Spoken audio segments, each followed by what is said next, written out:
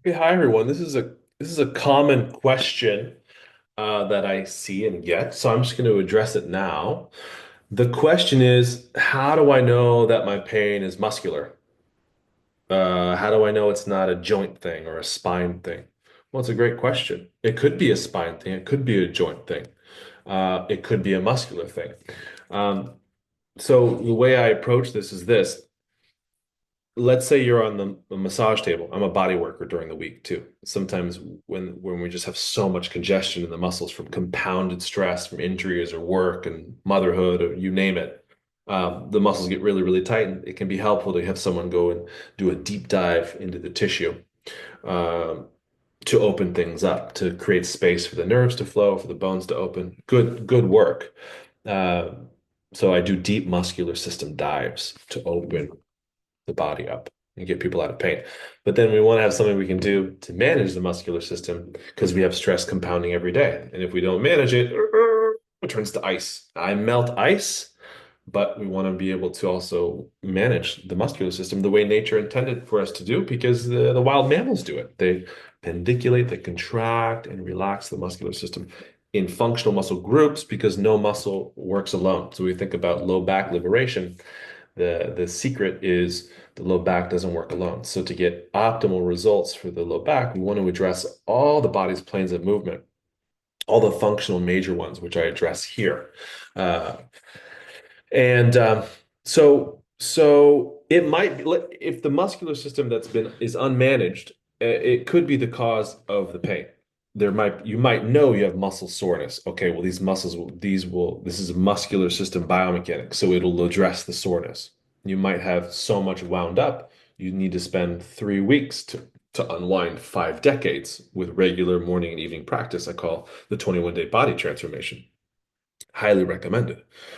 Um, is it another way to tell is if you have someone press on your muscles and the muscles are like, often I get this with my body. This is what I was trying to say. Often I get this comment, God, I didn't know that was that tight. Oh boy, that's tight. So I get that all the time. Why is that? Well, the brain, there's a word called sensory motor amnesia, and the brain registers the tension as normal eventually, even though there's soreness and pain. Well, the body's not even, you're not, well, I'm not even feeling that it's tight. It's just normal. It might be sore and painful, but I'm not my the brain isn't registering that the muscles are tight. That's why we're surprised. Oh my God, the muscles are so tight. Yeah, that's dangerous because we don't even know what's wrong with us. And that's the effect of years and years and years of no muscular management, no connection to our functional muscle movement technology, which is very simply tightening and relaxing of functional muscle groups along functional patterns. So, so another key point is how little do we have to do? How little do we have to do? How little time do we have to spend in order to banish our pain? I mean, obviously we want this to be efficient. So, yes, you can do the first three movements to address the lower back, and then the fourth movement, the lower back diagonal. But and then you have some relief there. But if you have really tight shoulders and upper and sides and trunk, it's gonna keep everything locked in the low back. Or if the hamstrings are really tight and the glutes are really tight, it'll keep the low back bolstered and compressed and in pain. So we want to unwind all these movements in the body, all these muscle groups in the body to create optimal space for the low back. And that's sustainable relief. Holistic, because we're not treating the low back as a part, we're treating it as a part of the whole, which is understandable, right? Um, okay, so there's that. Testing. So have someone press into the muscles to test. Oh, those muscles are tight. Okay, probably this is going to help. So I say, just try it. And Vipassana, the Goenka Vipassana tradition from Bhutan, I think it is, from India to Bhutan, supposedly a meditation that the Buddha came up with, one line of thought. He'll say, do these 10 days and just focus on this practice. Just give it a fair trial and see what you get. So you know, okay, this worked for this, but it didn't work for that. Same with the movements. Recommend just try the movements so you know, oh, just from doing the pendiculations, I get this much relief, or I get this relief, but there's still this going on. And then you can address it with, other things. But the pendiculation is addressing the functional anatomy of the muscular system. So there's a stretch reflex when we stretch that prevents from overstretching, and it'll seize up in an overstretch. So to bypass the stretch reflex, the pandiculation goes underneath the stretch reflex and accesses the muscle spindle, which is in charge of, which is a brain-body connection identifying degree of tension. And we can regulate that by contracting and relaxing. Again, wild mammals, like let's say Bengal tigers, a great example, will contract and relax functional muscle groups and then lengthen out after they do that and reach. Okay, so I'm all for stretching and reaching. I'm a yoga. I did an 8 month yoga instructor training. There's benefits in stretching and opening the body, but most people don't know about functional pendiculations for the human body because we don't do it instinctively. We have to learn how to do it. So this is what we're teaching here. And I didn't come up with it. I learned. I'm coming from my lens. The functional pendiculations, my own thought. This is how I see it, and but it's based on the work of Dr. Thomas Hanna, who passed away in the 90s, and who brought Feldenkrais in from, I think it was Israel, Moshe Feldenkrais, who's a genius movement therapist and was vast in his body of work. And Hanna wanted to distill Moshe's work to have a daily management system. That was one of the things he helped people have. And he was very passionate about everyone knowing about these movements and this biomechanic. I'm carrying on that work from my own lens as a body worker and movement therapist.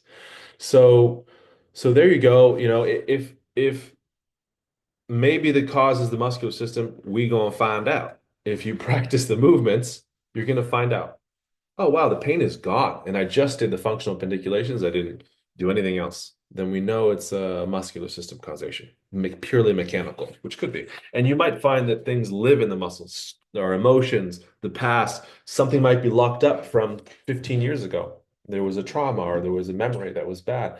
And then I was working with one woman, and she had a curvature in her spine from being abused. And so that was all living in there. And when I opened the tissue up, this is a bodywork client. When I opened the tissue up, those memories were flooding through, and she had to go into that in order to lengthen the strength of the spine. That's a very extreme example, but it's an example nonetheless. So things can live in the body. So be conscious of that and be gentle with yourself if emotions come up or all the past comes up. As we open the body, things can happen. Another interesting thing is one of the teachers that I learned this stuff from, she was saying that she gave the story of a woman from the South, an African American woman from the South, who had hip problems, and she said, I forgot her name was, let's say Delilah. Delilah, older lady, just can you do this? And she just kind of struts down the hall, swinging her hips. And she said something like, "Oh, you mean like this?" And then she walked down the hall, and her gait was totally open, like she'd mimicked my teacher. And and she said, "Oh my God, you just moved your hips. Like, where's all that pain? The hips just moved." And so she said, "Well, when you're a young girl in the South, and this is whatever year, maybe the 50s, or being an older woman, I don't know when she was in the South, but when you're in the South, you don't open your hips like that. It's going to attract the wrong kind of attention. So there's like, so why are our muscles tight and stiff? There can be environmental factors, there can be traumas, there can be a lot of different causation as to why the mechanics are that way. And when we strike with purely a biomechanical solution with these functional pendiculations, you're addressing the environment, potentially you're addressing old traumas in the past. So you're addressing a lot potentially. So I say, let's see if the pain is muscular. We're going to find out. And when you do your pandiculations, all right, let's see if the cause is muscular. Because if it is, great. You're not paying, you're not doing surgery, you're not going to a chiropractor, you're not going to a massage therapist. All those things can be helpful and supportive to the process of unwinding autonomously through these movements. But it could be very inexpensive. I mean, again, this is like, you have the freedom to, with these movements, you're autonomous. In the wild, the wild Bengal tiger is managing its muscular system. It's managing stress. It's shaking it off. It's one way to release stress. And it's pendiculating to keep the body limber and unstiff. So, how much autonomy do we have in releasing pain just from doing these movements? Everyone's a little different. I can't answer that, but probably to a large degree, yes, a lot. So, um, so yeah, so that's what I'd say. If you have soreness, soreness is most often coming from the muscular system. Stiffness and soreness is the muscles. You might have some disc stuff that you're feeling that maybe the disc, and a chiropractor won't tell you this. Well, maybe a good one will, or a holistic viewed one who has a holistic view will consider that maybe the muscles are so tight along the spine that they're responsible for compressing the discs and the nerves, and thus the pain in the vertebrae. Uh, but Dr. Thomas Hanna had a whole list of things that went misdiagnosed, which was actually just the cause as muscular hypertension and needing to be managed. So very interesting stuff, very interesting stuff. So that's a long-winded, vast answer to the question, is my pain muscular? Maybe, maybe, and go after these movements slowly and gently, and be aware that as you're pendiculating your functional patterns, if the muscles are sore, you have to go into that soreness. You have to feel the soreness in order to release it. So just do a few repetitions for starters of each movement, and you might be feeling some sore. You're going to feel what's there by connecting to it consciously, contracting it, relaxing it.